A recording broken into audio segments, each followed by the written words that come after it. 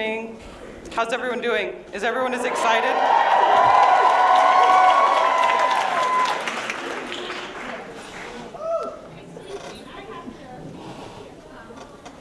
Ask for the lights to be turned up a little bit. I don't like to talk to the dark. Okay, that's good. Is that bothersome for you, babe? Okay. So, good evening.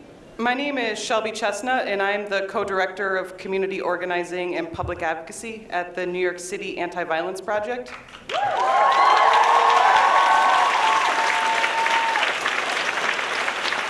I'm also an alumni of the New School's Public Engagement Master's Program. And I got an email like a week ago, and they were like, do you want to introduce Bell Hooks and Laverne Cox? And I walked out of my office and was screaming to our communications director. And everyone thought that something was really wrong, but I was just that excited.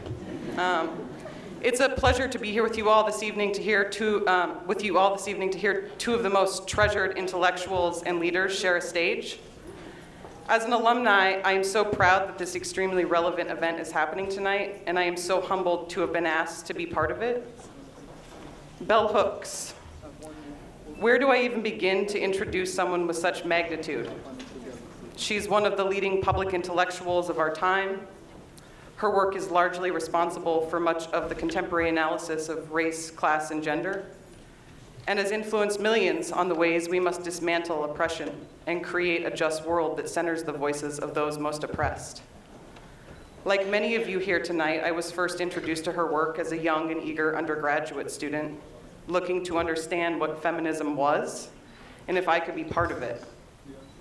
Her work was a map and so much more. Every book that I was assigned, I devoured and I read over and over. Because of Bell Hooks' writing, I found ways of belonging as a queer, gender nonconforming Native American. I found tools to address my own rage associated with generations of genocide. I was also forced to be critical of the privilege I hold as someone with masculine and white skin passing privilege, and to think through the ways in which my silence was perpetuating white supremacy and colonization. To truly affect change and work towards liberation, Bell Hooks' work taught me that I must never be silent. Years later, it was Bell Hooks' work that single-handedly saved my life and forced me to fight for myself. This is where I'm going to get really deep, Bell Hooks, so I apologize. I warned you. At 26, I went into drug rehab for a methamphetamine drug addiction. And prior to entering treatment, I had successfully isolated myself from any person or thing that was good in my life. I had many sleepless nights in those first 6 months sober as a result of coming off of drugs. And during those sleepless nights, I read All About Love, New Visions for the first time. In All About Love, she writes about breaking patterns in order to give and receive love. Her work gave me hope that I hadn't had in years as a result of addiction and isolation. It made me see that I was deserving of love and capable of giving love. Love that was centered in liberation. It gave me the courage to face my addiction and make life-changing decisions, including packing up everything I owned, borrowing $1,500 from my friend, and moving to New Mexico with 1 year sober and a job that didn't really pay. So this move was the first act of self-love that I'd ever taken, and it's the move that eventually prepared me to move to New York City for graduate school, and later my job at AVP, working to end violence against LGBTQ people. So I suppose I owe Bell Hooks a major thank you for giving me the strength to love and to realize my full potential. If it wasn't for you, I wouldn't have the pleasure of introducing our next guest.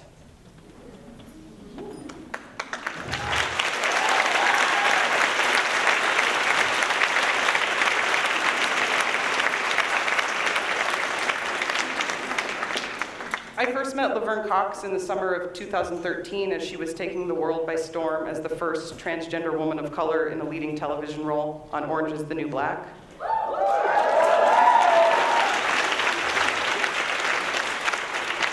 And transcending perhaps every social and political boundary that's ever existed. We met at a cafe a few blocks from here to prepare for her upcoming award from AVP for her work to end violence against LGBTQ people, and to discuss the ways that she might support AVP's community organizing efforts. As she walked in, I tried hard not to fall out of my chair in excitement or to embarrass myself by spilling coffee. I mean, it's really not every day that you get to meet the critically acclaimed Laverne Cox. That day, I met someone who would become a dear friend in life and the movement for social change. We talked about the need for trans leadership in the nonprofit industrial complex, our own experiences with violence based on our gender identities, and how the world must come to understand that a transgender woman of color walking down the street and being called a man is an act of violence. Violence that often escalates to deadly realities for transgender women of color. We talked about how we must demand justice for this violent epidemic, and justice doesn't include a reliance on the prison industrial complex and the impact it has on transgender people like Cece McDonald, who dared to live by defending herself against racist and transphobic hate violence, and as a result, served a 19-month prison sentence. We talked about how we need justice that dismantles transphobic structures and demand that the lives of transgender people be seen as valuable and loved. We talked about love as a revolutionary act, one that I'm certain bell hooks influence us both to understand. What is so incredibly valuable about thinkers and doers like bell hooks and Laverne Cox is that they push us beyond the present. They help us think about representation and help us reimagine ourselves outside of contrived, oppressive myths such as we're living in a post-racial America, or marriage is the litmus test of progress for LGBTQ people.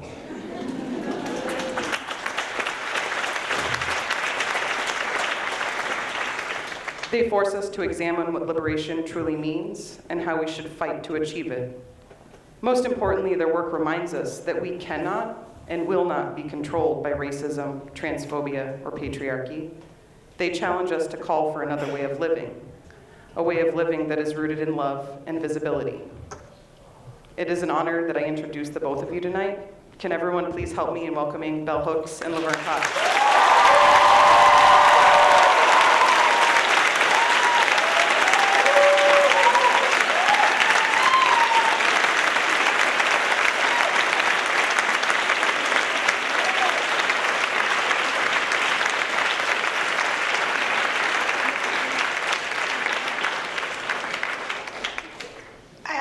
Talk about the fact that so many Black women writers died before they realized that there was anybody who appreciated their work, anybody who would read their work over and over again, anybody who felt that their life was in any way transformed or touched by their work. So that I come to you feeling the depths of deep blessing that my whole week here at the new school is not just about affirming the 20 years of teaching to transgress, but of me meeting so many people who are sharing with me how their work impacted, how my work impacted on their lives. And I just feel that that's awesome, and there isn't a time of my life that I don't feel tremendous gratitude. And the reason that I wanted to talk with Laverne is that I'm interested in what the work does outside the academy. We know a lot about what the work does inside the academy, that people read bell hooks, they write their papers, they have their discussions, but the fact that the work moves beyond the academy is something that we don't hear a lot about. So that when I heard, as the song says, I heard it through the grapevine, that Laverne Cox was a big bell hooks reader. Not just a bell hooks reader, a big bell hooks reader. I felt like this is somebody I need to talk with. Okay. So first of all, I honestly don't really feel worthy to share this space with you.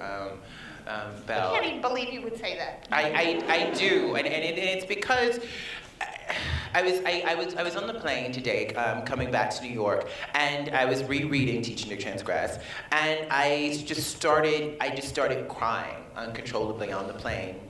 because I was like, oh my God, I get to share space with this woman who has changed my life, who was such, when I was a college student here in New York City, I went to Marymount Manhattan College, I discovered your work. Black Looks was the first book of yours that I read, and it was through my brother who's sitting on the first row. It resonated with me so much because I knew that it was the truth. That I knew that I was reading truth, and there was this space that I was able to claim around my race and the deep pain that I experienced growing up in the South. As a Black person with that legacy of intense racism that still exists there, but then also you were having conversations, and you were writing about unessentialized ideas of what it means to be a woman.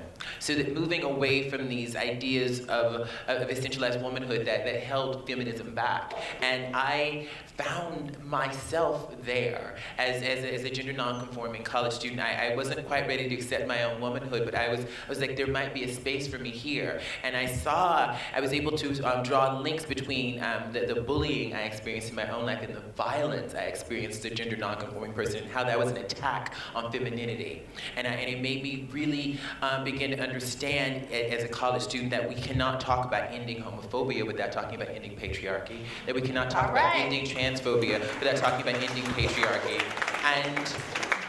And also too, I love that you talked about pop culture, and you did critical analysis of pop culture, that space that I longed to be in, but not uncritically, right? I wanted to be in this space, but not uncritically. And so when I read a script now, so much of your work has influenced the way I read scripts and the way I read images, and now as a producer, the way I make images. And Shelby said a lot of amazing stuff that I hope I can live up to, and you have set a very high standard in your work that I would love to live up to. But the work for me goes. I'm not in the academy. You know, I have an undergraduate degree in dance. But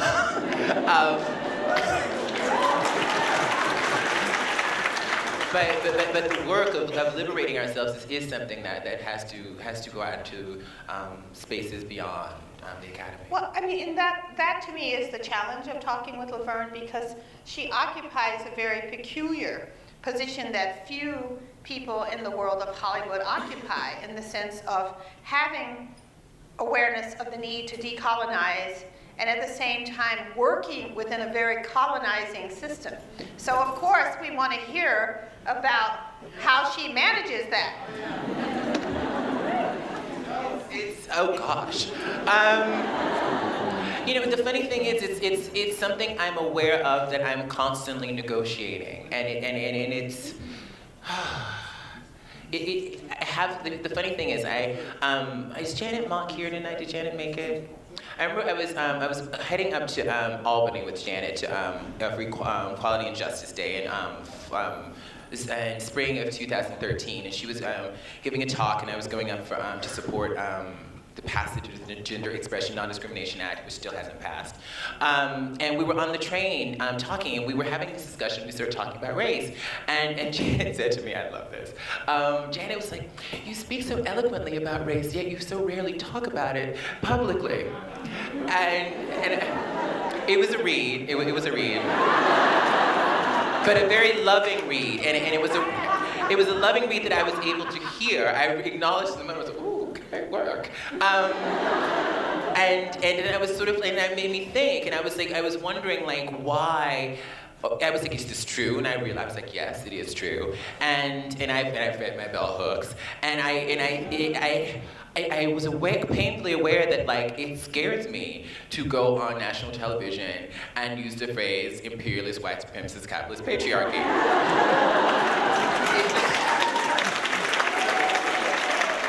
It's like I think part of my initial, you know, I had a little bit of a public platform starting 6 years ago. I did a little reality show that some of you know about. And so I was like, okay, I'm already Black and trans. This is enough for people, right? And so I was like, I can't be too political, but I sort of couldn't help myself. And after that conversation with Janet, I was like, okay, what's going on here, and what is the fear? And I just decided what was great about Orange Is the New Black is that it's a show. And it still is great, is that it's a show that's set in a women's prison, and it's inherently political because it talks about incarceration. I think her face does bell hooks things, and so I was.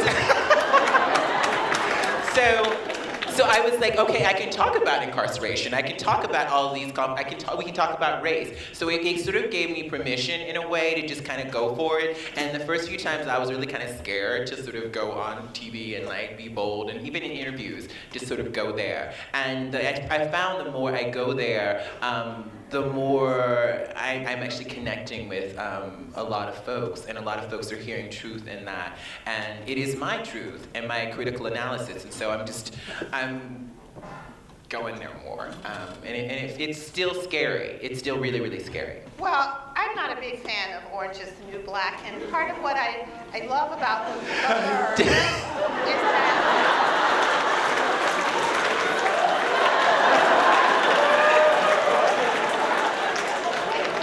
she allows me to say that. Absolutely. But I do find that one of the most compelling images on the show, one of the most progressive images on the show, is the character of Sophia and her relationship with Crystal. I mean, earlier I've talked a lot about how in many black families, working with my students, and we talk about the fact that we rarely see adult black people talking to one another, adult black people in relationship, communicating, having a conversation, dealing with a conflict.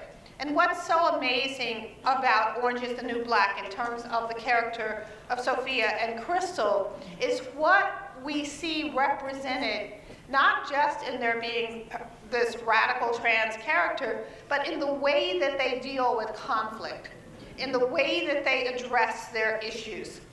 And it's so deep. It's one of my favorite books is a book called Conscious Loving.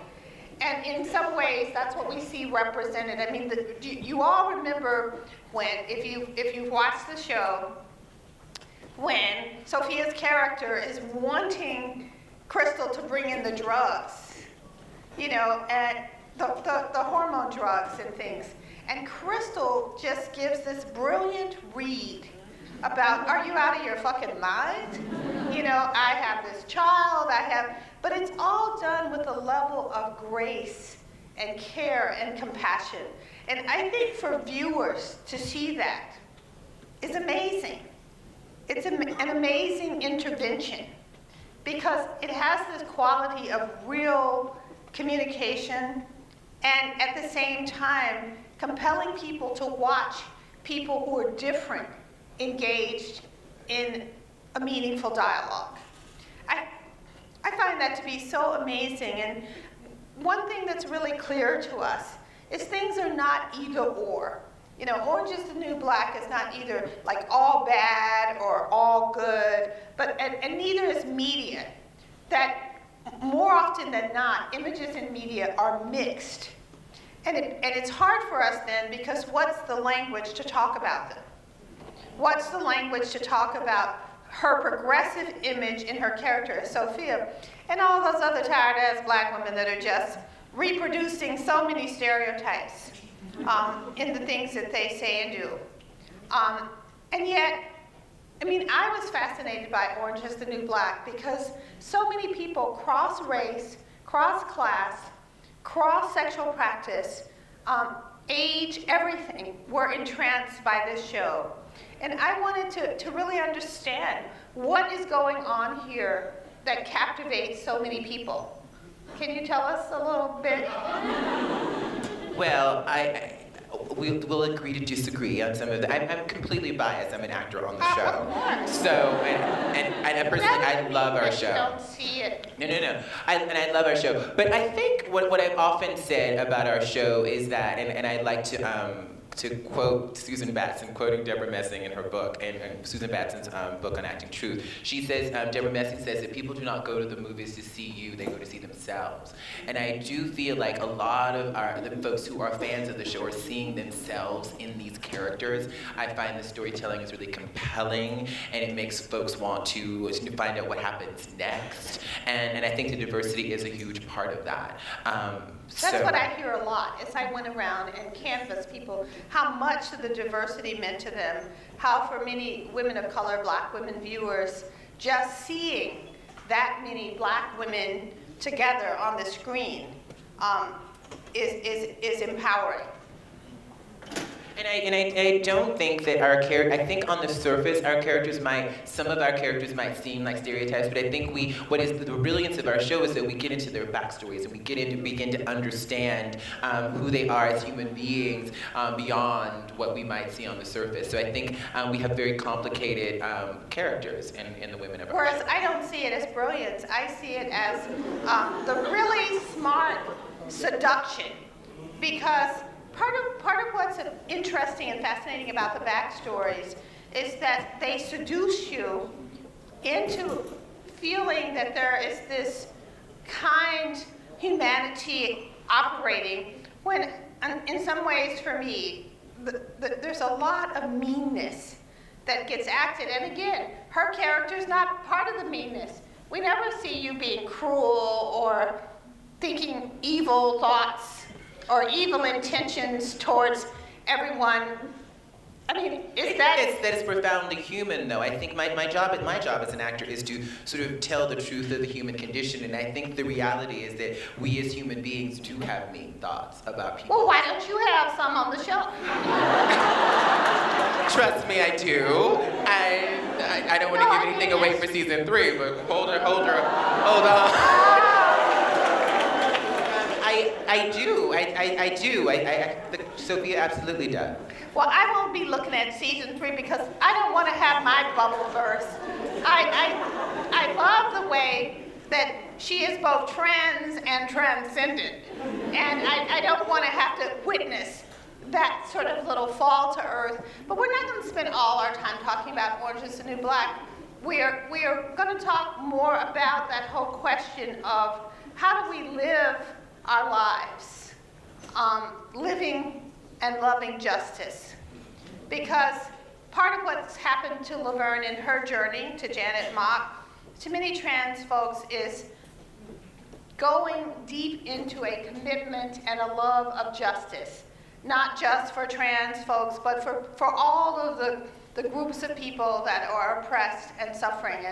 And so I was getting on her case because she's working really hard these days, going a lot of places, but part of why she's doing so much is having that power of voice, where you can speak out for justice, where you can speak out against different wrongs.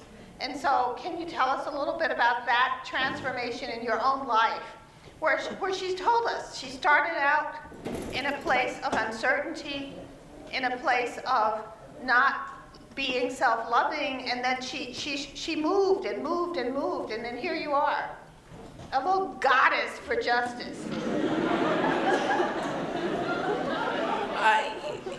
It is. I think that the piece of coming to voice is crucial, and I think we all have a voice, and finding that voice is part of it, and then having that voice elevated. I think that I believe in the power of storytelling and telling our stories and owning that. And as I've been rereading some of my bell hooks, one of the biggest things is there's so much talk of pain and yearning in the work, that is sort of these transformative experiences, and particularly in Teaching to Transgress, when you talk about that in the classroom. Sometimes it is deeply painful to let go of what we thought we knew.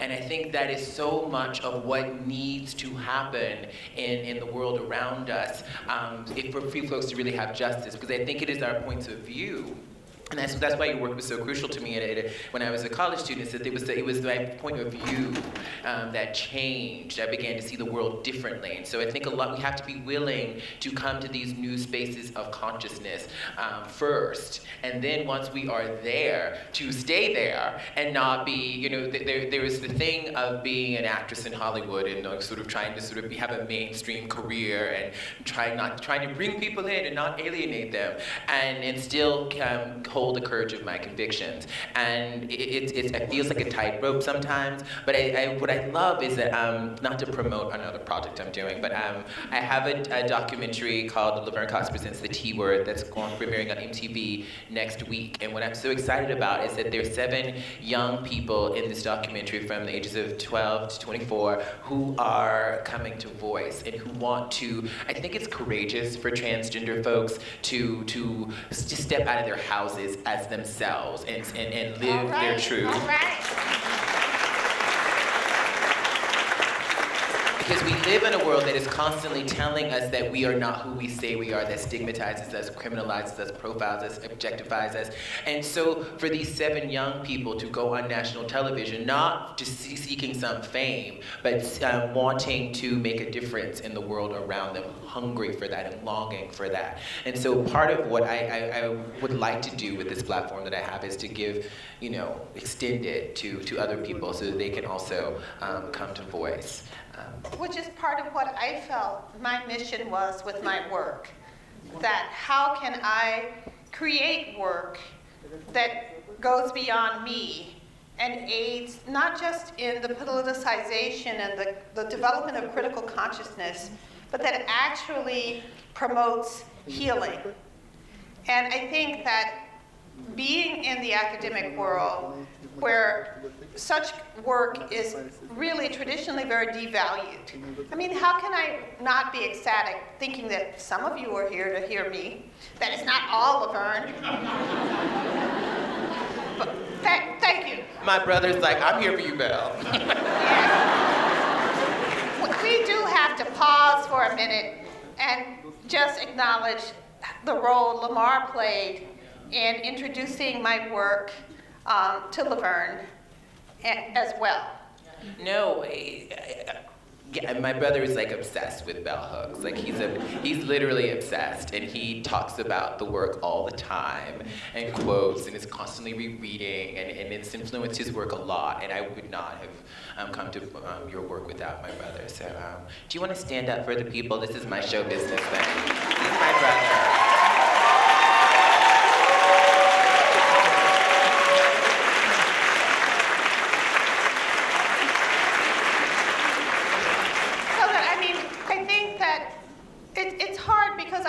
When I have these conversations, we just don't want them to be this little love fest. But at the same time, I think it is important. When Laverne said that she didn't want to be, sort of pushing her own show, why not? Why not glory in the things that we have accomplished? It's these journeys that we've taken to self-actualization have not been easy journeys. And so, people see you or they read a book and it feels like, oh, well, she's made it. But in fact, there's so much about the journey that isn't there in the words, that isn't, because there is the real lived experience of the journey. And no matter how popular Lorraine Cox becomes, Orange is the New Black, she still has to go out into this mean world of hatred that we, as people of color, as people of varied sexual identities and practices, will always, until we change the imperialist, white supremacist, capitalist patriarchy, have to confront. And so the question becomes, what gives us the strength and the power to confront and to change? Those are the issues that dominate my life and my thinking. What gives us that will to change? The poet Charles Olson says, what does not change is the will to change. So how do we harness that? So here's a hard question. So do you want to do more projects that don't have the tension of stereotypes or whatever, but are just purely about, like the documentary, that are about advancing hope and possibility? Or do you think, I mean, can Hollywood lend itself to that? Can there be amazing dramas? Can we just let Crystal and Laverne have their own show, Crystal and Sophia? And what would that drama look like?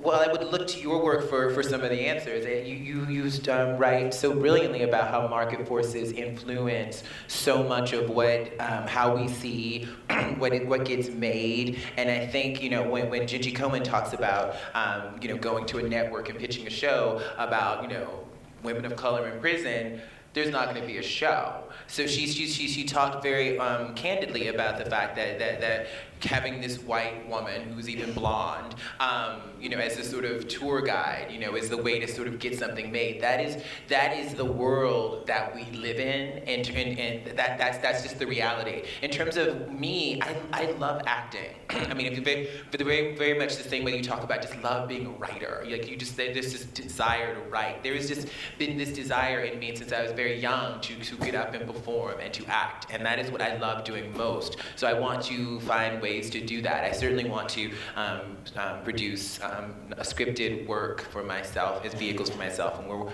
in the process of working on some of that. But I just want to act at the end of the day, and then I want to also ideally create spaces where people can feel that they're free and feel like they have a voice and can express themselves as themselves. And what I love about the way in which you talk about film, for example, that we can create the worlds that we want to see. And that is the wonderful thing about being an artist. And so that's what I do long to do as a filmmaker in the future. It's probably ways to get there, getting movies made and getting the right people attached and the right script and all that stuff. It's a whole intense process. For me, it's a balance because I want to there's a part of me that just wants to be an artist and wants to create. I certainly understand that this is not an apolitical endeavor. So yeah, I don't know if this is a satisfactory answer, but that's Well, it is an interesting answer. I was thinking about those shoes she's wearing and her hair, because I mean, one of the issues I think that many people have with trans women is the sense of a traditional femininity being called out and reveled in, a femininity that many feminist women feel like, oh, we've been trying to get away from that. Can you talk about that a little bit? I love that you brought that up. I think the important thing to remember for me is that a lot of trans women do not embrace this kind of femininity. A lot of trans women don't wear high heels and don't wear makeup and feel oppressed by that. My choice is to wear, to all this fun show business. I'm in show business, but some of it is just about what I find aesthetically pleasing for myself. Trying to, I've gone through lots of phases where I've had braids and where I've been sort of androgynous, with this very sort of androgynous phase.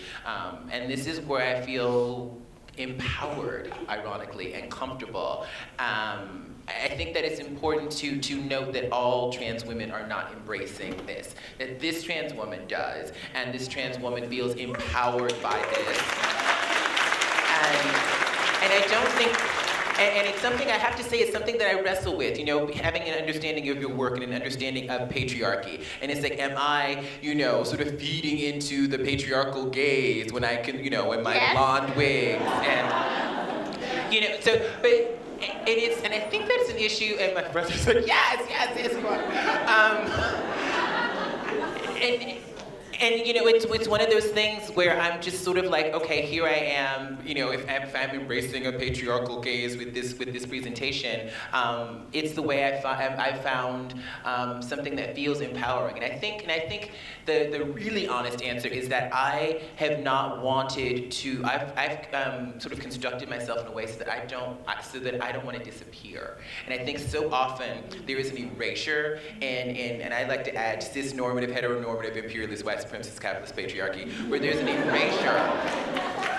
an erasure of certain bodies and certain identities. And I have not ever been interested in being invisible and being erased. And so a lot of how I'm, I guess, negotiating these systems of oppression is in trying not to be erased, is perhaps buying into or playing into some of these ideas of some of the patriarchal gaze, the white supremacy. I suppose what I hear are two things in that, not that you wish to perpetuate the patriarchy, but that to think of Michelle Wallace's work on invisibility blues, that the desire to be seen, to be visible, I think is a desire that we have to recognize, and we have to continually critique the fact that Laverne Cox, Beyonce, dare I say,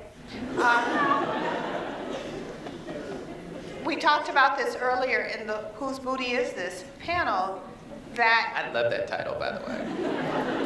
the long blonde or near blonde locks speak to a larger audience than, we said, would white people be following after Beyonce as if she was up there bouncing with her nappy locks, her short afro or what have you? We can't dismiss how certain representations allow us greater visibility within the existing social structure.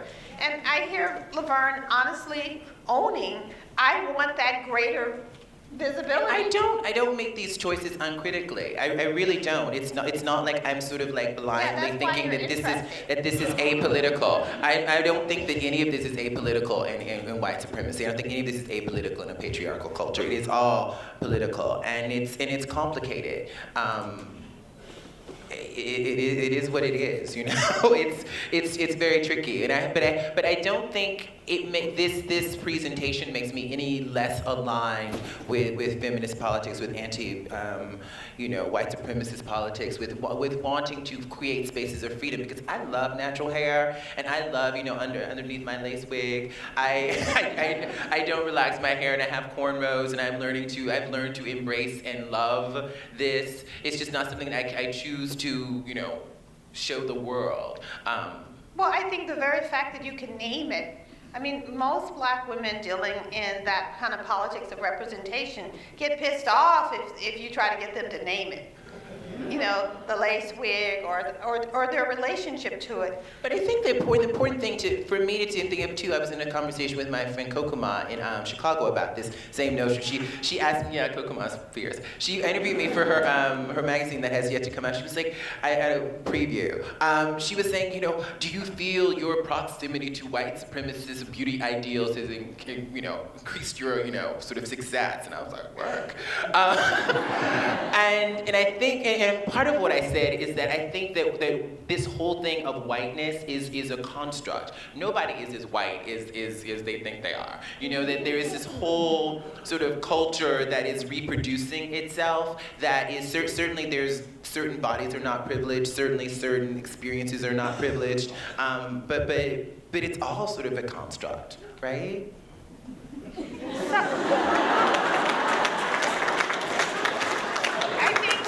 Definitely say that it's all a construct, but some constructs allow for greater freedom than others.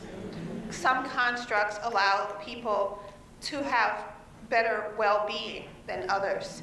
And that's the challenge for us, to be able to create identities that allow us the largest range of optimal well-being.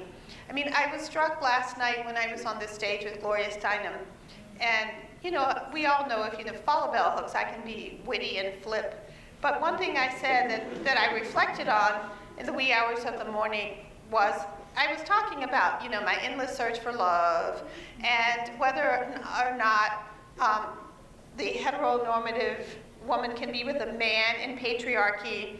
And I was especially saying, the age-appropriate men for someone like me all tend to be deeply mired in patriarchy. But my point that I made, that I reflected on, was that I live in a house that loves me, that everything in that house reflects my love of the culture that I come from, art. Beauty surrounds me, and I always say, when I open the door to my house, I feel as though these arms are reaching out and embracing me. And, I've lived in a house with a violent man.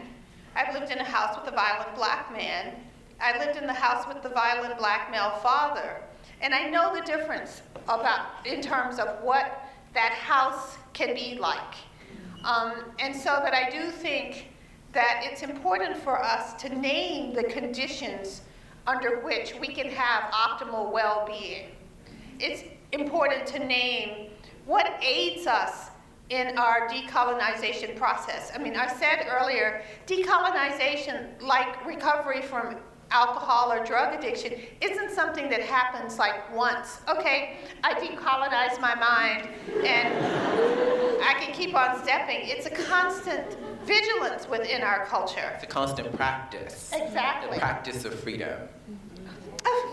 She's definitely read her bell hooks.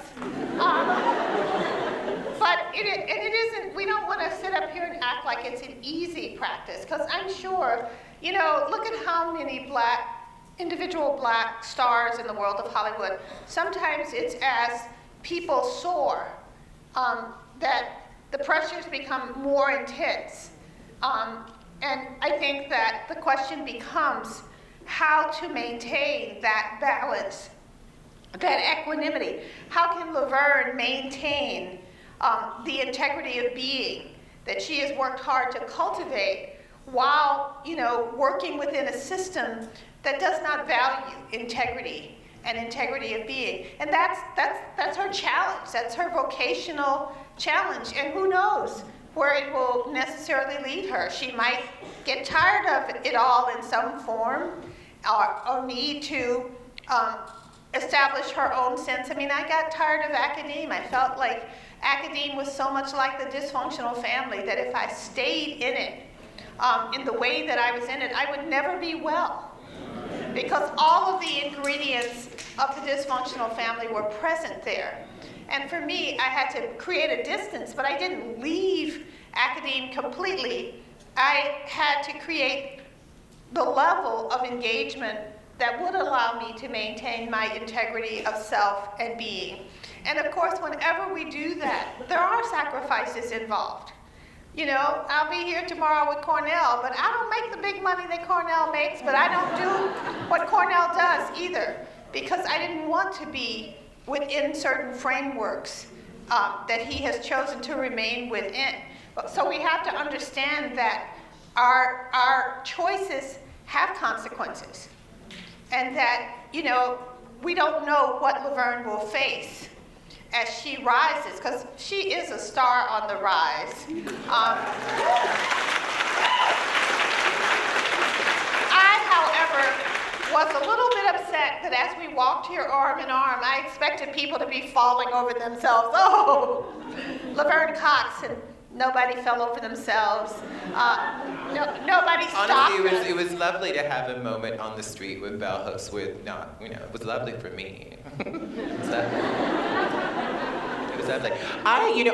I also wanted to say how important it is, because there are certain folks who call themselves radical feminists who are not accepting of trans women. All right. And that's another reason I was very emotional coming here today, because I was hoping that this moment could model for other folks what this kind of thing can look like. I was wondering if you, as a thinker who's written extensively about expanding our ideas of womanhood, what some of your thoughts are, perhaps, as the feminist, in my opinion. Well, I mean, I just did a conference at Berea, which was called, Queer for a Day, Queer Now and Always. So, truthfully, I would probably get rid of all of these categories of trans and whatever, and we would just all be queer.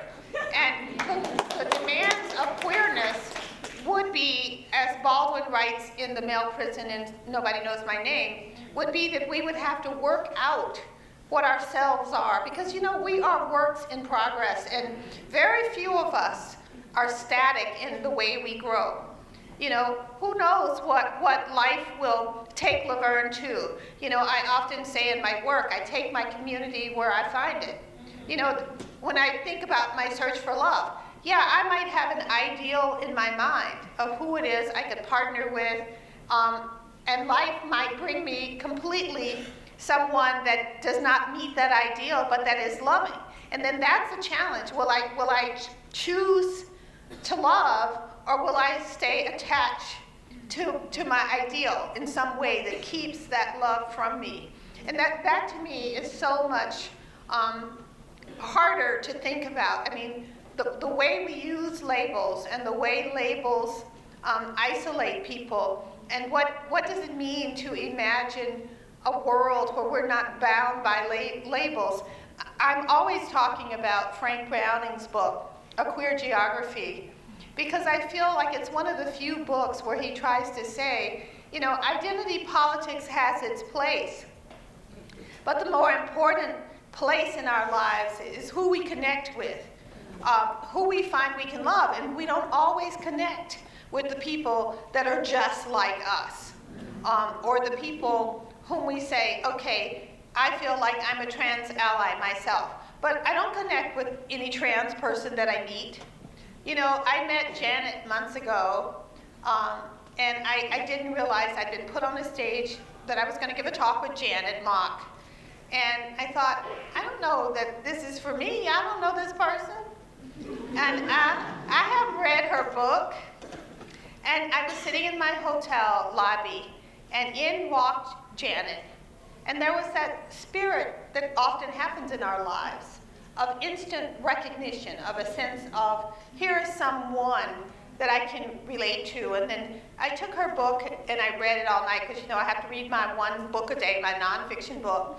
And Janet and I were having breakfast the next day, and she just couldn't believe that I had cared enough to read her entire book and to be able to address it with her. And I think that those sense of connections are very deep. And recently, when Janet was supposed to come to Kentucky, and one of my sisters was like, well, I'm not coming to your house because she's an abomination. And then she changed, she wanted to come, but she didn't want to meet the abomination. And there are times then in our life when we have to choose, and I had to say, well, you're going to have to stay away, because I don't allow that kind of violence. I don't feel like, oh, it's okay. I can just explain to you that this person has violent feelings about who you are. Not so. There are times when we have to stand for justice, and there are times that in standing for justice, we have to turn away from people that we would ordinarily maybe want to be with. And that is a difficult part of struggle.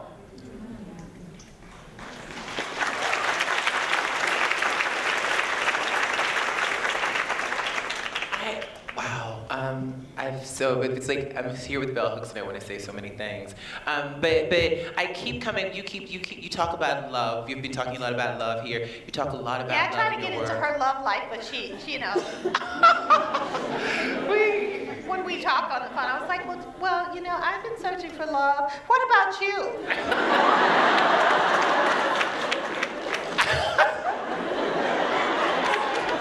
The thing is, like, unfortunately, when you are an actor on a popular TV show, people want to be all up in your love life.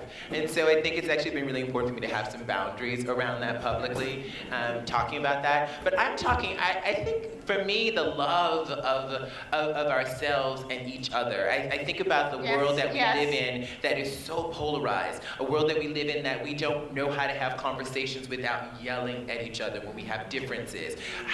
And I think about your work, and I think about how you talk so beautifully about creating safe spaces in the classroom, specifically in teaching the transgress, where folks feel safe to have conversations. And I think a lot of that is about love.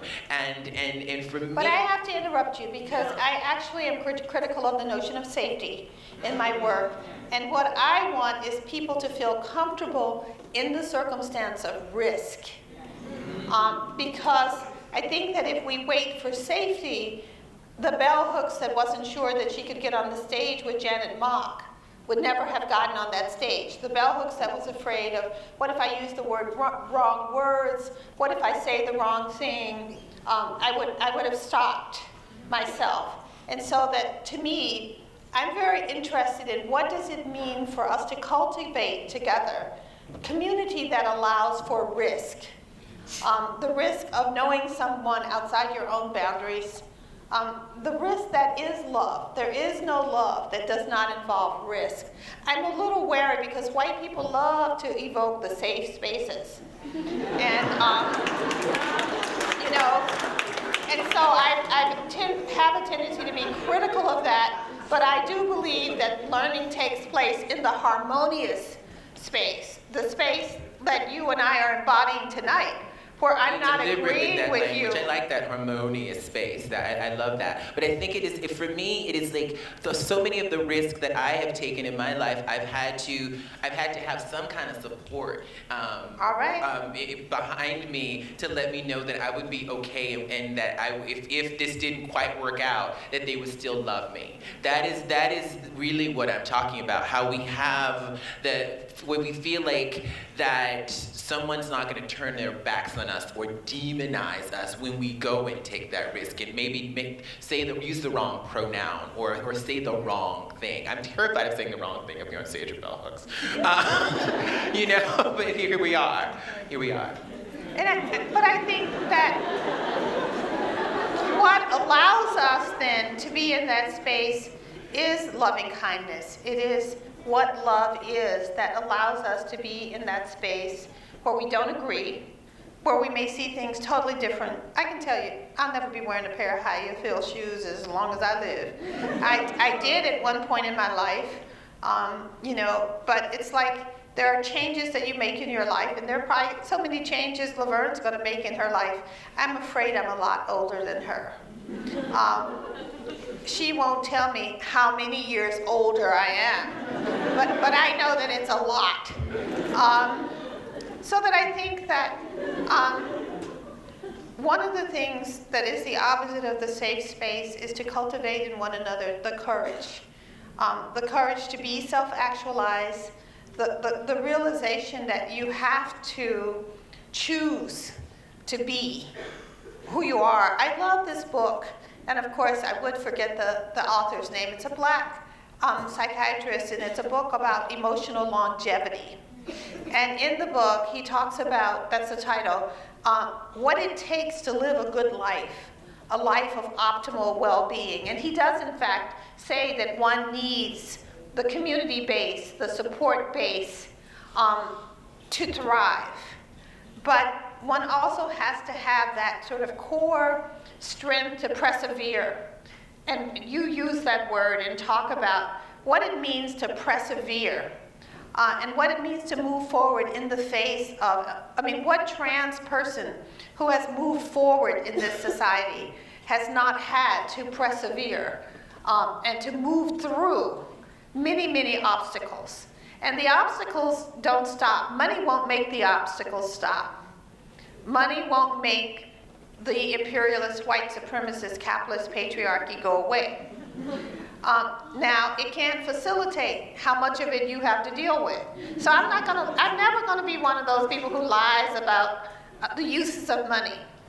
Because money as a facilitator is crucial, and I wanna say to every black woman in this room, girl, get your money straight.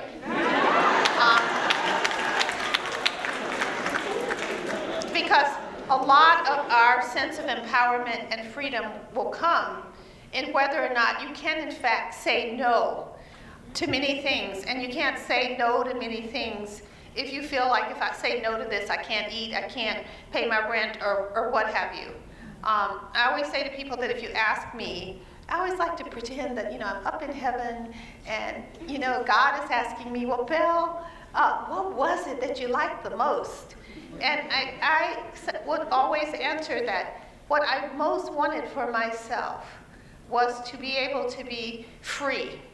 And to me, that meant to be economically in control of my life, to be self-loving, to all of those things and that life has allowed me to have that is a tremendous, to me, gift and a tremendous need to share with others. I have a friend who keeps insisting that, Belle, when are you going to write the money book? Because I'm interested in how we live our lives financially and how it impacts our self-concept, what we are able to do.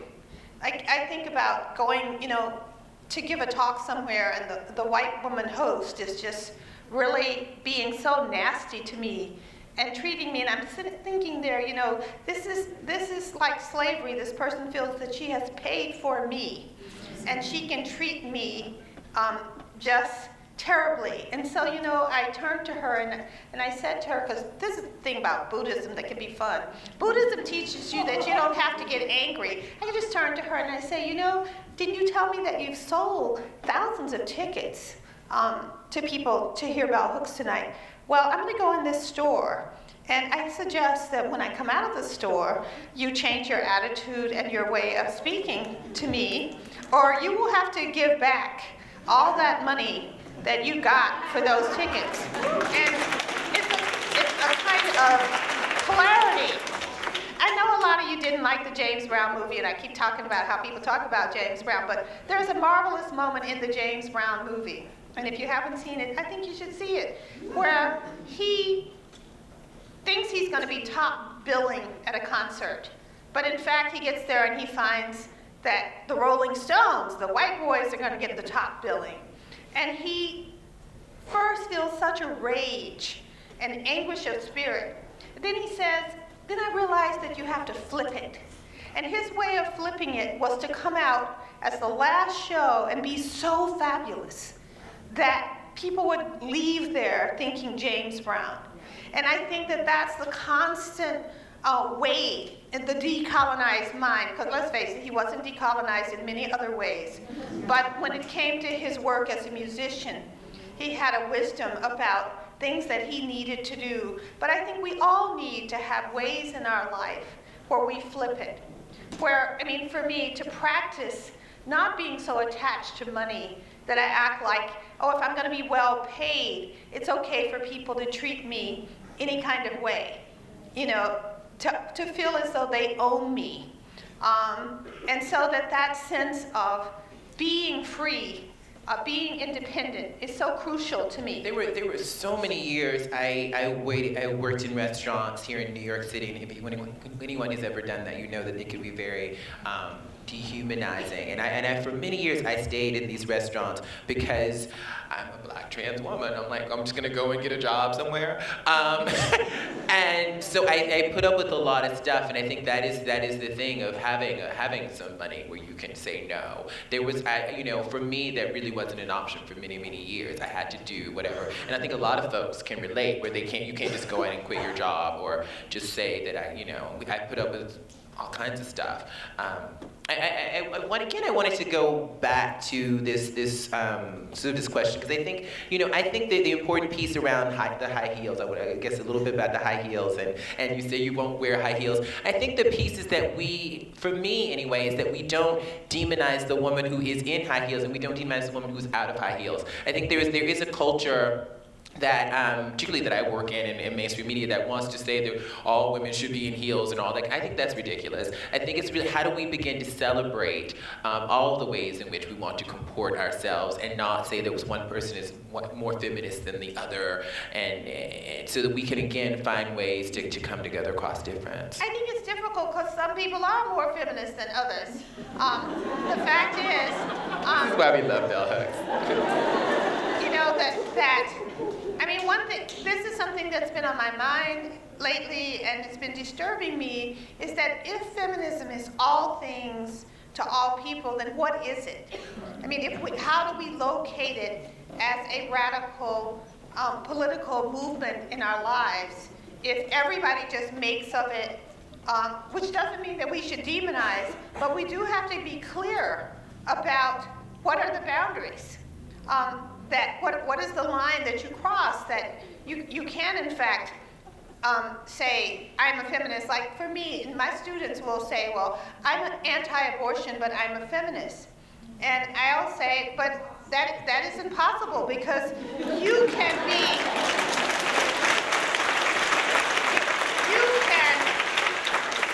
I would never choose to have an abortion because I don't support that for myself. But there is no one who's genuinely a feminist who doesn't support reproductive rights for women. And it's, again, I mean, it's so hard for us because we live in this binary world that's always saying choose one thing or the other. I don't try to get someone to choose my values about abortion, but I do feel that part of the essence of feminism is that women have control over women's bodies, that women have reproductive rights, all women. And so you can't want to take that away from somebody and then brag about how feminist you are. But it's again, complex because I feel more, one of the concepts that I've written about that matters to me is radical openness.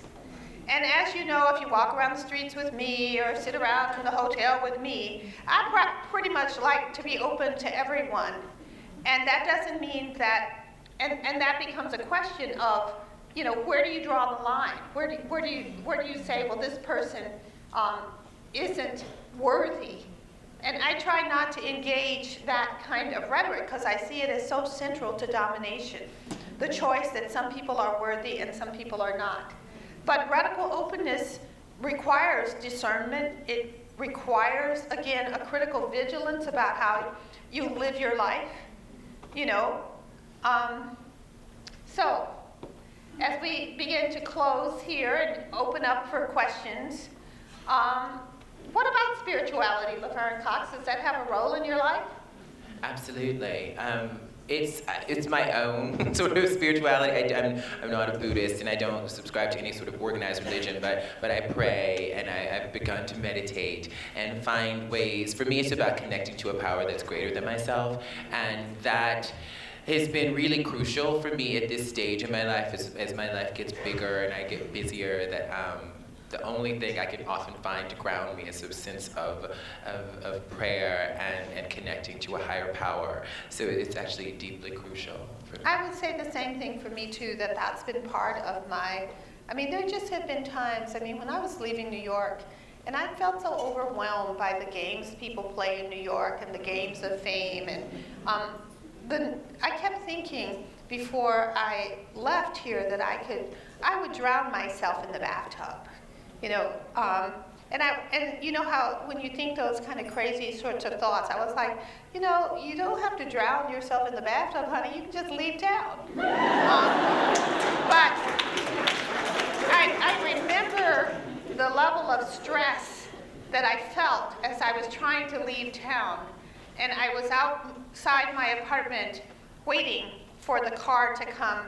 And I was mad because the car wasn't there. I was on the phone yelling and screaming, and of course I wasn't calling the right car service. And in the process, I also noticed that I had on 2 mismatched shoes, and it just was all such a sign of the part of me that was breaking down, that was shattering, and that needed to find the safe place for myself, the location.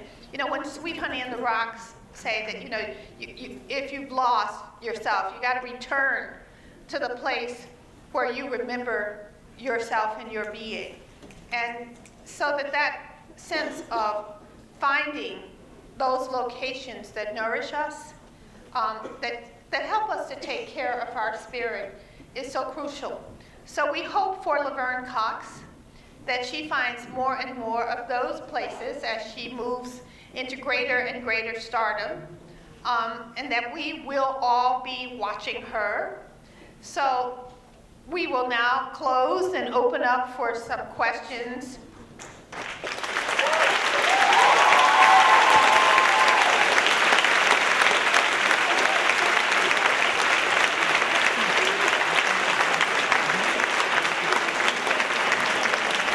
Does anyone have a question? I think that you could go to their microphones on either side. Microphones on either side. Don't be shy. Say your name. Hi, I'm Marco. Hi. So I don't know if you guys saw on your way in, but there are a lot of students organizing around the issue of the lack of gender-inclusive bathrooms at the new school. So this has been a long fight. This is just one incarnation of students organizing around this issue, and I wanted to know your thoughts on how, at a university that practices inclusion supposedly and preaches diversity in many ways, doesn't have inclusive bathroom settings and has broken promises that in the new building there would be these bathrooms and now there aren't. And I wanted to know how, what your thoughts are about navigating these spaces where, in this academic environment where you learn one thing in the classroom and you practice one other thing in the campus, how do you deal with the erasure? Okay, we sorry, got it. I'll stop. Well, in teaching the trans, you talk about theory and practice and bringing those two things together. What is the administration, I mean, this is another question, but what are they saying to you about why it's not happening? Is there a reason?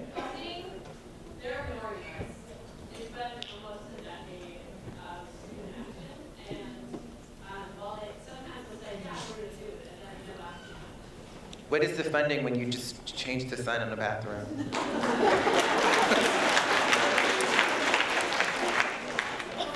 On this last semester, and when they were building the university center, on their website it said that there was going to be a gender neutral bathroom on each floor, and that when the students and the social justice committee came to the university to try and make those spaces happen, they said the bathrooms were already designed and planned out and it cost too much money to redesign everything.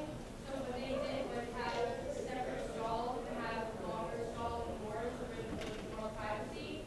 But it was still, the men's bathroom that was transformed and the women's bathroom that was transformed with two alternate bathrooms next to each other, and the separation space is still lingering in there. It's not changing, and there's still lines going on because the penetration wasn't enough.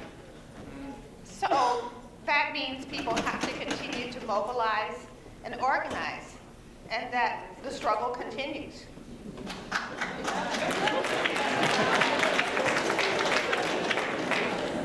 But don't give up. Don't give up. Hi, I'm Eli. I went to your discussion on Friday, and you used the term transsexual multiple times to describe someone you knew as a child and Laverne Cox's character, Sophia, on Orange is the New Black. And I was just wondering, as a trans person myself, what was your decision behind using that word, and what are your feelings on it?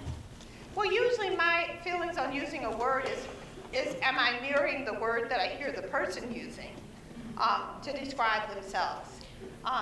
And in those cases, that's what I was doing. Now, I don't know if that would be what Sophia's character would describe herself.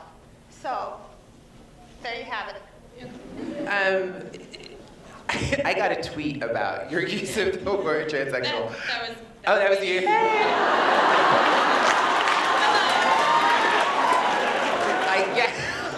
Work. So, language is also a place of struggle, to quote Bell Hooks from Yearning. And language is really, for trans folks, is this highly contentious place. Facebook recently added, 55 custom genders, and a lot of times people don't know what to say. There's a lot of trans folks, who don't like the word transgender. And they identify as transsexual, and they feel they don't want to be under this umbrella term that's inclusive of all people who are gender non-conforming or gender variant. So there's a lot of trans people who embrace the term transsexual, and then some people think that it is antiquated and that it should not be used anymore, that it is part of a system historically that is, privileged to a certain kind of transition.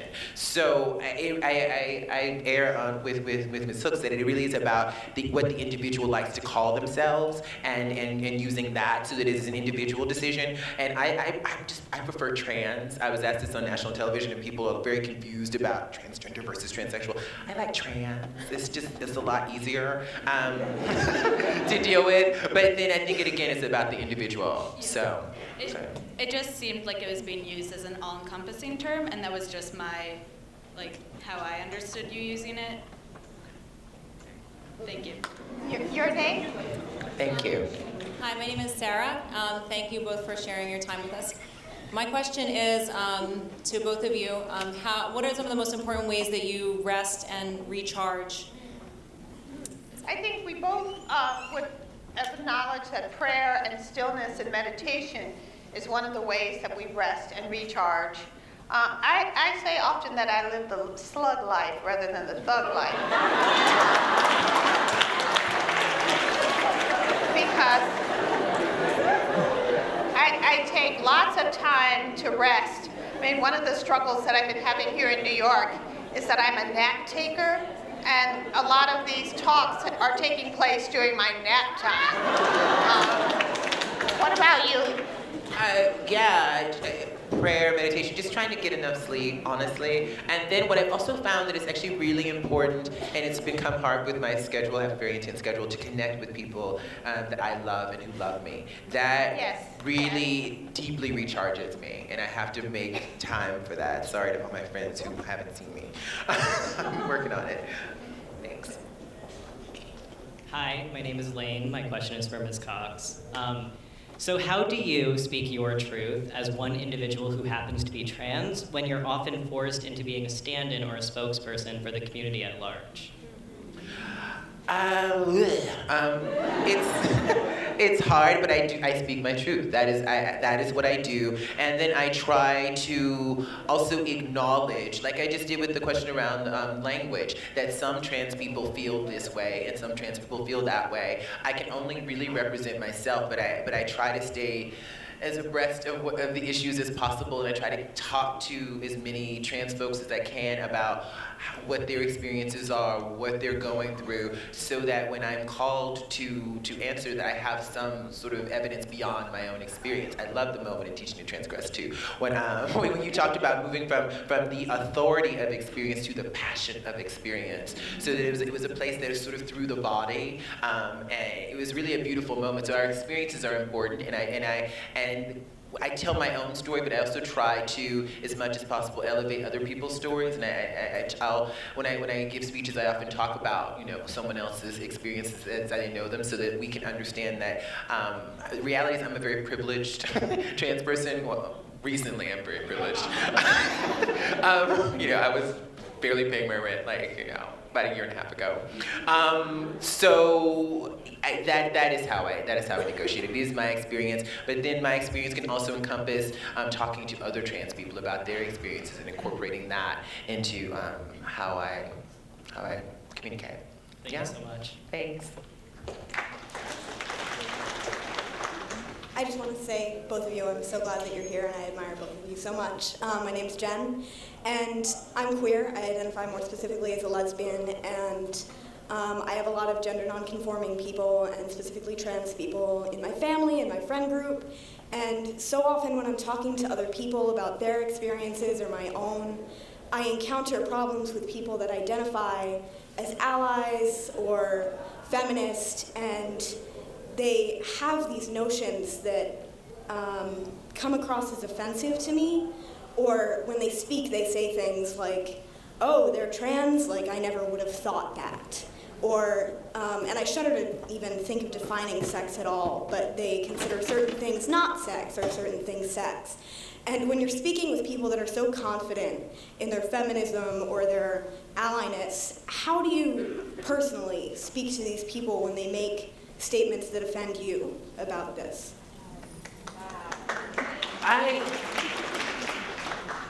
I try not to become offended, which is a weird thing. I try not to take it. I love the 4 agreements. Yes, I was going to say that too. So I don't take anything personally. If you don't know the 4 agreements, look into it. It's major. But I don't take anything personally, so I understand that it's not personal. And I mean, there was a moment when I was in a conversation with someone, and they used the term mulatto, and I was like. And I had a moment, I'm not going to tell you who it is. You know who it is. Anyway. But they used the term mulatto, and I was sort of like, well, it's my understanding that this is an I was just very calm and loving that this is an antiquated term, and I think, that looks to a certain era. I think a lot of folks prefer maybe biracial or mixed race. I just said it lovingly, and the person sort of had a little freak out and left. but you say it. But I think it's important. I think if you lose your cool, they're not going to be able to hear you. One of the things that you said that my brother told me about is that sometimes people don't hear what you say, they hear the way you say it. So your tone is so important. So if you can manage to stay calm in these moments and just gently correct them and maybe open it up so they're not on defense, but you can have a conversation about it. And try Well, not to I'm take going it to have to calmly tell you that you are taking too long to answer questions because we only have so much time, and I'm very long-winded, excuse me, Belle. and we want to get all of these questions that are up here. We want to give people a chance. Did I do that lovingly enough? You did it in the way that we will always love you, Belle.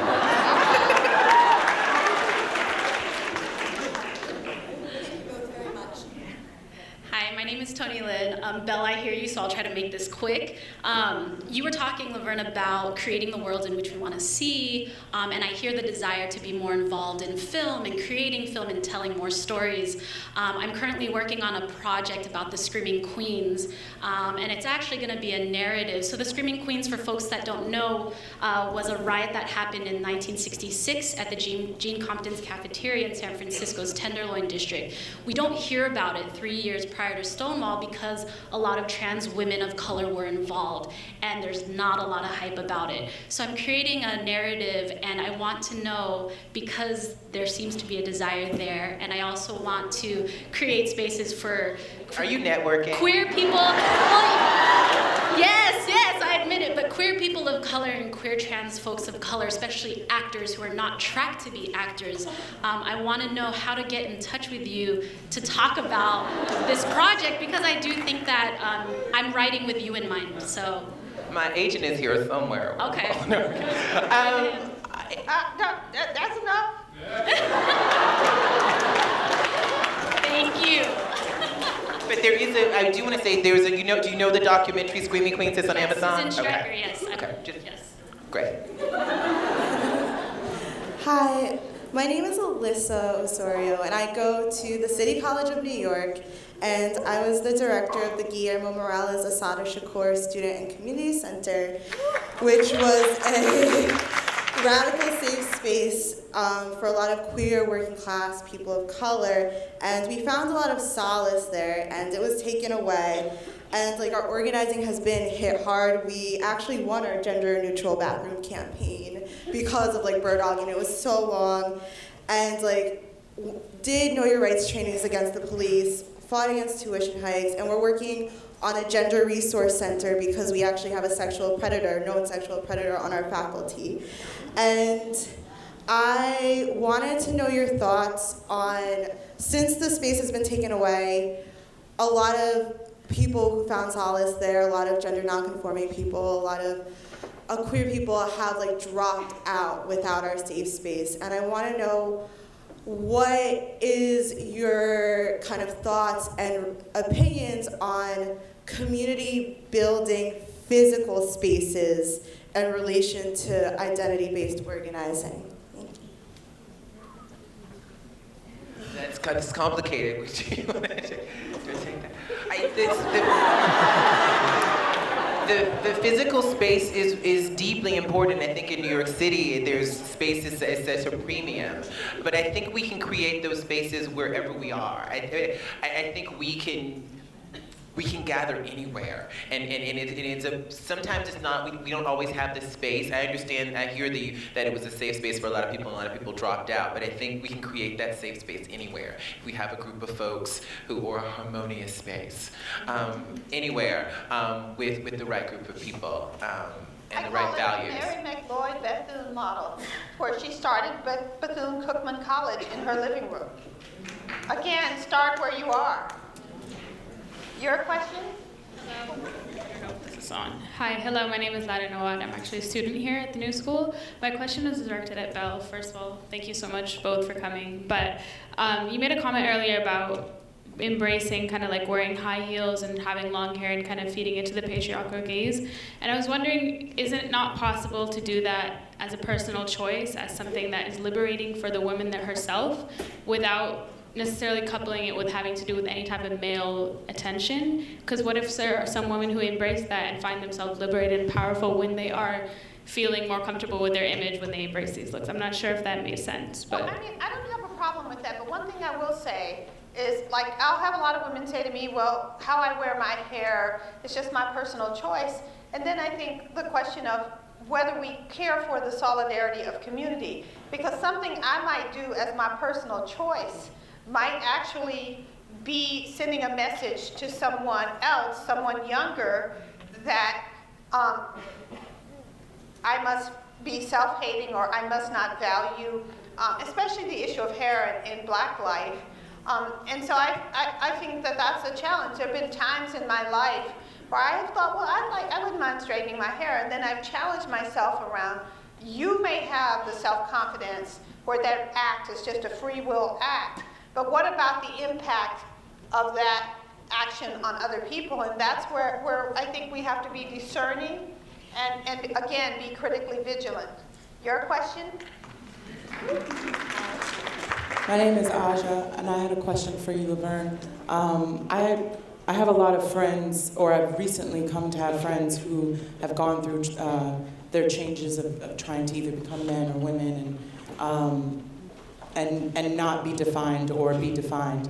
And I had a question because it's particularly affected me in trying to talk about women who try to become men, and that discussion of not being as popularized as we see men or men of color becoming women, and some of the ways in which those women who become men or try to transition into that inflict or perpetuate some of the same issues that they critique for in patriarchy.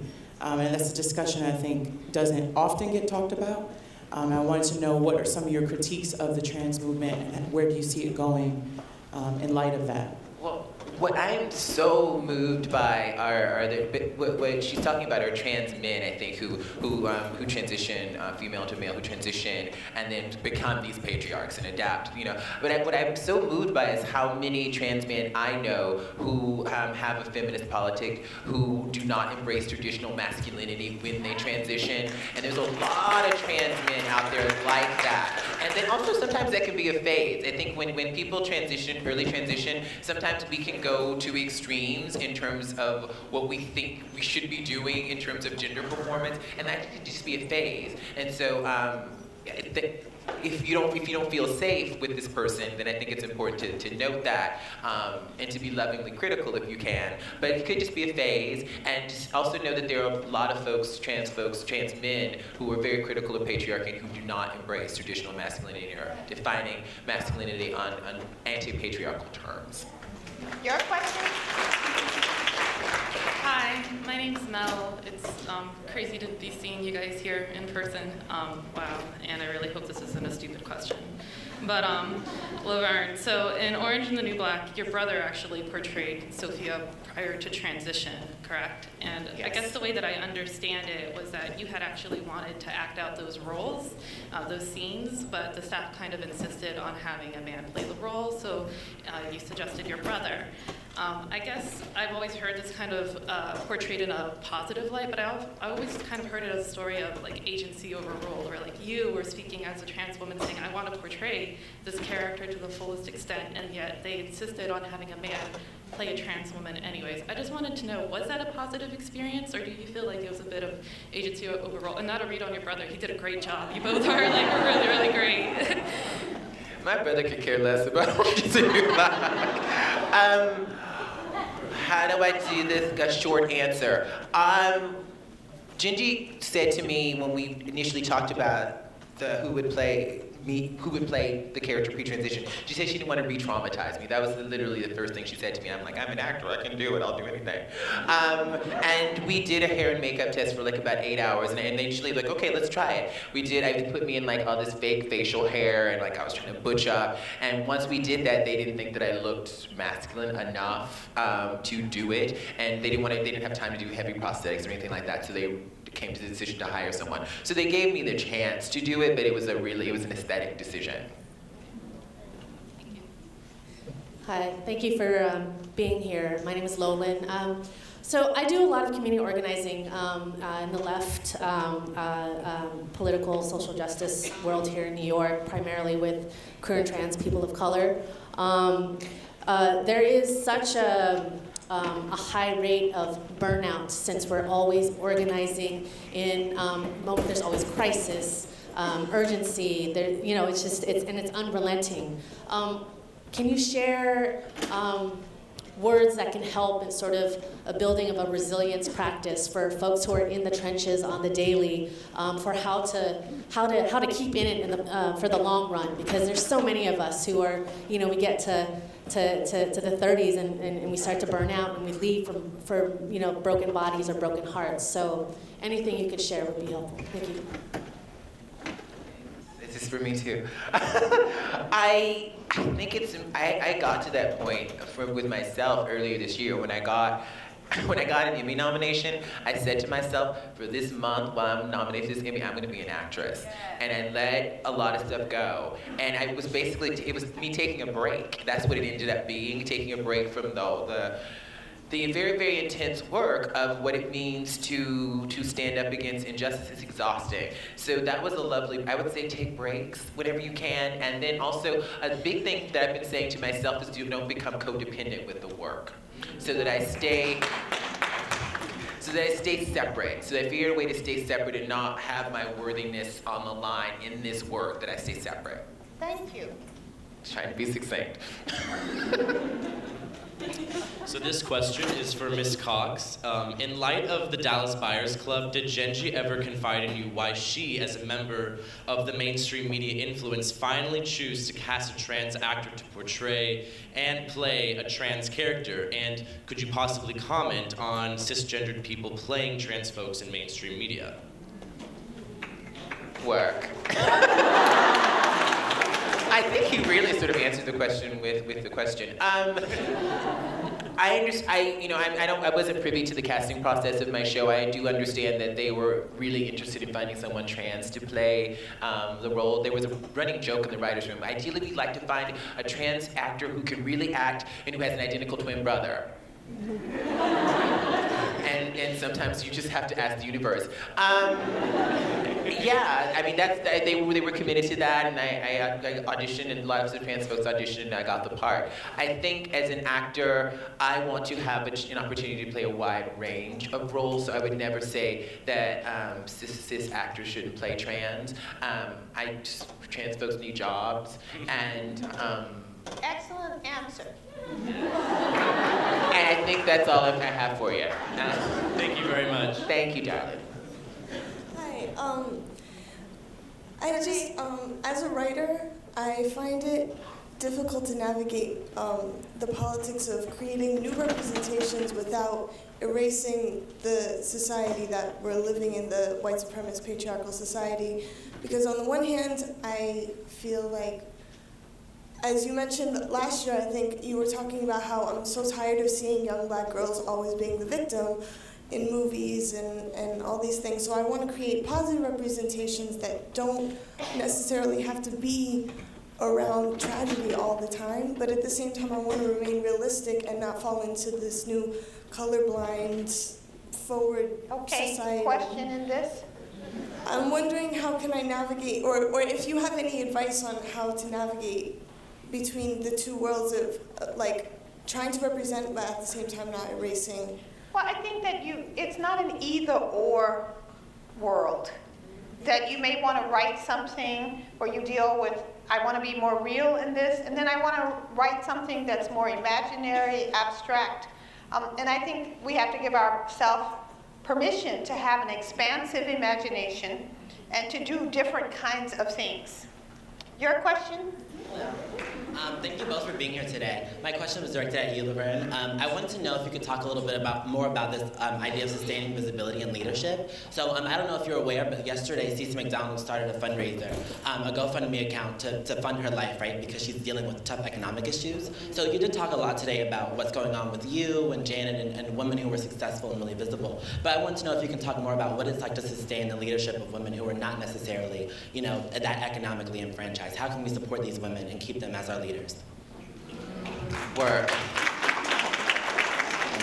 This is very tough, and with Cece, I love Cece so much, and she's so amazing. But the deep thing is that Cece has a felony conviction, and she is a Black trans woman, and so the whole thing of sustaining herself post that has been a challenge, and we've been doing what we can. I don't know if I have an answer.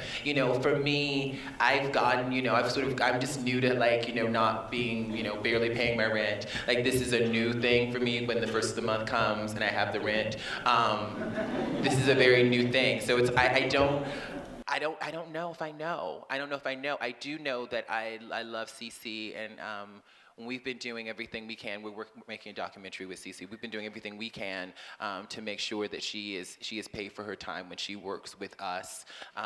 We had an Indiegogo campaign, and so Cece's got some of that money from the campaign to sustain herself and for her time. So we're doing what we can, but it's hard. You're avoiding eye contact? I'm sorry? I was saying you're avoiding eye contact. No, I was making eye contact with the person I was talking to.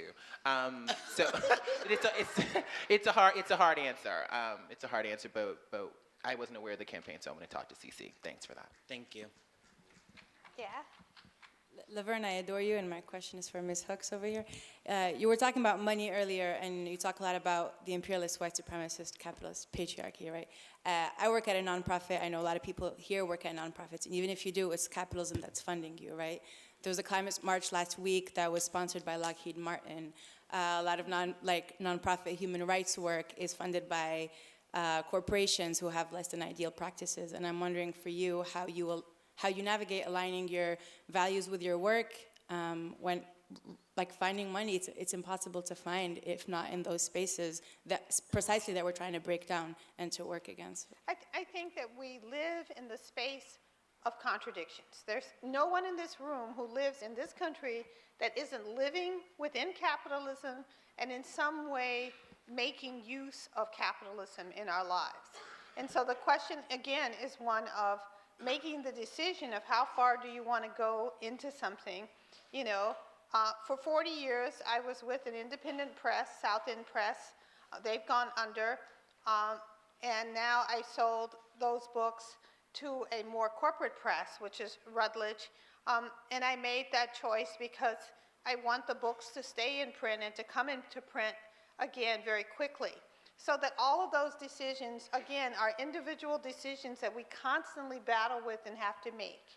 And I think one thing I do feel strongly is we have to create lifestyles that are commensurate with the incomes that we have.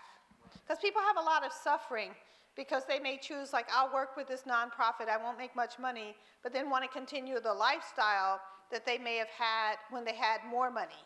And so there's a lot of suffering. Your question? My name is Kazembe. We actually met years ago at the Breck Forum. Yes, my darling. Hi, how are you doing? Thank you, and I really appreciate this conversation. I work primarily in history. I'm a independent scholar, and I do a lot of work. But my question is, how do you see this moment in terms of transgendered history fitting into the way we look at history backwards? And I'm just wondering, how do you see the scholarship being developed, and who really inspires you now in terms of the work that's going on, in terms of really trying to put in transgendered history into Black history so we're going to have a fuller idea of history? Well, that's Monica Roberts, who has this brilliant blog called We Know Monica.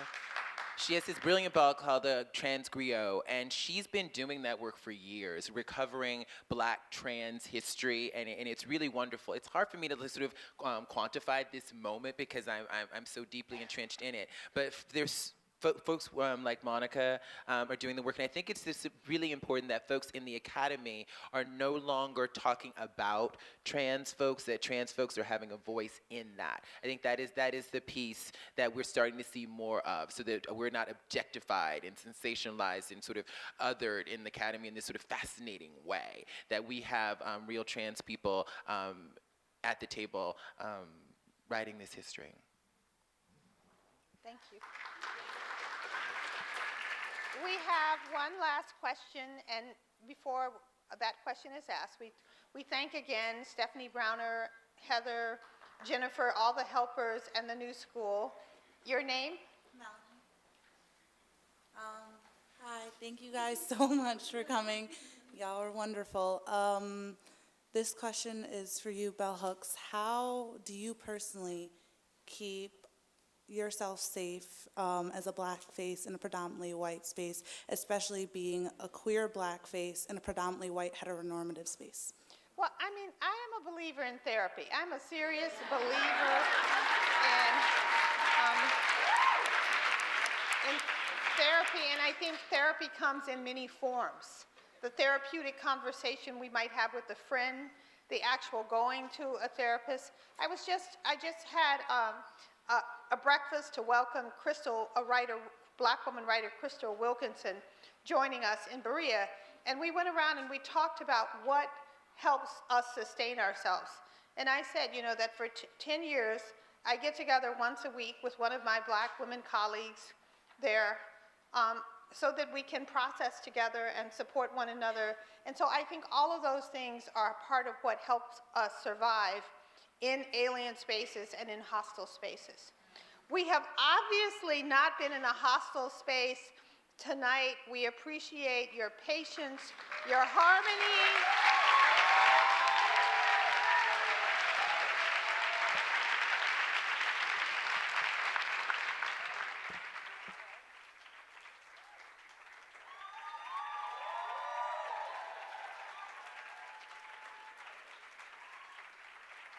I have to say that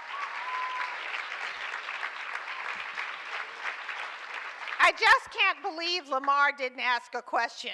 But I guess it's because he knows everything there is to know about Laverne Cox and Bell Hooks.